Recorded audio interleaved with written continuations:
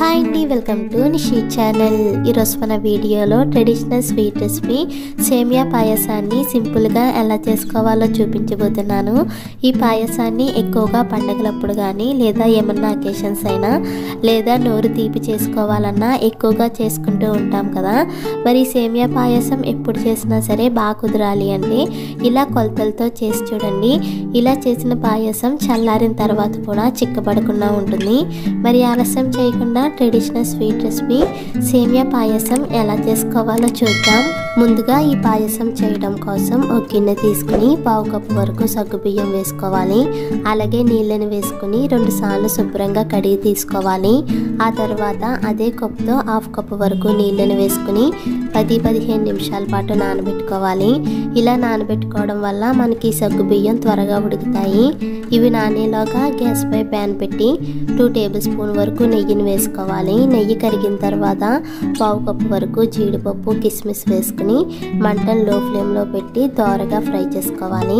మనకెక్కడా కూడా జీడిపప్పు కిస్మిస్ మాడిపోకుండా మంటను లో ఫ్లేమ్లో పెట్టి నిదానంగా కలుపుకుంటూ ఇలా లైట్గా గోల్డ్ కలర్లోకి వేగిన తర్వాత నెయ్యిలో సెపరేట్ చేసి మరొక గిన్నెలోకి తీసుకోవాలి. ఇప్పుడు ఇదే నెయ్యిలో 3/4 కప్పు వరకు సేమియాని వేసుకుని మంటను లో ఫ్లేమ్లో పెట్టి కలుపుకుంటూ దోరగా ఫ్రై చేసుకోవాలి. మనం ఇక్కడ సేమియా సగ్గుబియ్యం కలిపి 1 కప్పు వరకు తీసుకున్నాం కదా. ఒకవేళ సగ్గుబియ్యంతో చేసుకోకపోతే గనక 1 కప్పు వరకు సేమియాని తీసుకోవాలి.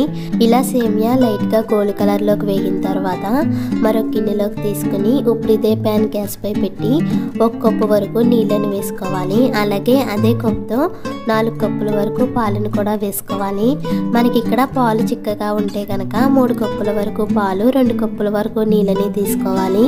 ఒకవేళ పాలు నీళ్ళ ఉంటే కనుక 4 కప్పుల వరకు పాలు 1 కప్పు వరకు నీళ్ళని వేసుకోవాలి.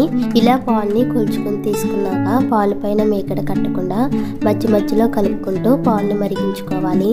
ఇలా పాలు మరిగేటప్పుడు మనం ముందుగా నానబెట్టుకున్న సగ్గు బియ్యాన్ని నీళ్ళతో సహా వేసుకుని ఒకసారి కలిపి మంటని మీడియం ఫ్లేమ్లో పెట్టి 2 నిమిషాల పాటు ఉడికించుకోవాలి.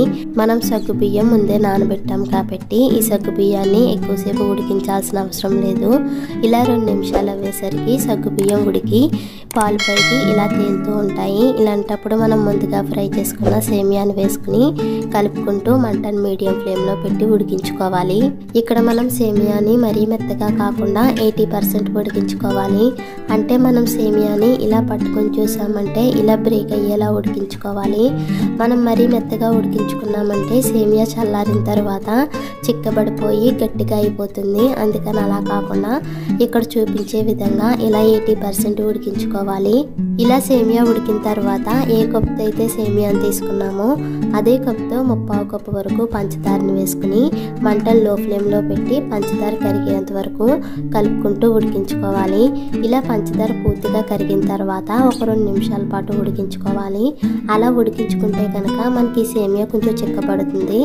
ఇలా 2 నిమిషాలు ఉడికిన తర్వాత 1/2 టేబుల్ స్పూన్ యాలకుల పొడి వేసుకుని అలాగే మనం ముందుగా ఫ్రై చేసిన జీడిపప్పు కిస్మిస్ కూడా వేసుకుని ఒకసారి మొత్తం కలిసేలా కలుపుకోవాలి. ఇలా మొత్తం బాగా కలిపిన తర్వాత గ్యాస్ ఆఫ్ చేసుకుని పక్కకి దించుకోవాలి. ఇప్పుడు టీ గ్లాస్తో 1/2 గ్లాస్ కానీ గ్లాస్ పాలను కానీ మరిగించుకుని వేసుకుని మరొకసారి కలుపుకోవాలి. ఇలా మనం చివరిన పాలను కలుపుకోవడం వల్ల మనకి సేమియా చల్లారిన తర్వాత చిక్కబడకుండా గట్టిగా అవ్వకుండా ఉంటుంది. అంతే, సింపుల్ అండ్ టేస్టీగా సేమియా పాయసం అయితే రెడీ అయిపోయింది. ఇలా కొలతలతో చేసిన సేమియా పాయసం మరీ పల్చగా కాకుండా అలాగని మరీ చిక్కగా కాకుండా ఇలా క్రీమీగా ఉంటుంది. మీరు కూడా ఇదే కొలతలతో ఒకసారి ట్రై చేసి చూడండి. ఈ వీడియో మీకు కూడా నచ్చినట్లయితే ప్లీజ్ లైక్ చేయండి, షేర్ చేయండి, సబ్స్క్రైబ్ చేసి పక్కనే ఉన్న బెల్ బటన్ని క్లిక్ చేయండి. Thank you for watching.